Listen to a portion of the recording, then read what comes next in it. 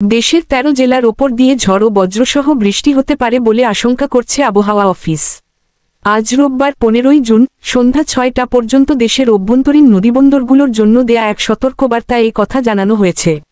আবহাওয়াবিদ মো. ওমর ফারুকের স্বাক্ষর করা বিজ্ঞপ্তিতে বলা হয়, দেশের রংপুর, দিনাজপুর, ময়মনসিংহ, ঢাকা, ফরিদপুর, খুলনা, বরিশাল, পটুয়াখালী, নোয়াখালী, কুমিল্লা, চট্টগ্রাম, কক্সবাজার এবং সিলেট জেলার ওপর দিয়ে দক্ষিণ অথবা দক্ষিণ পূর্ব দিক থেকে ঘণ্টায় ৪৫ থেকে ৬০ কিলোমিটার বেগে অস্থায়ীভাবে দমকা অথবা ঝড়ো হাওয়া বয়ে যেতে পারে।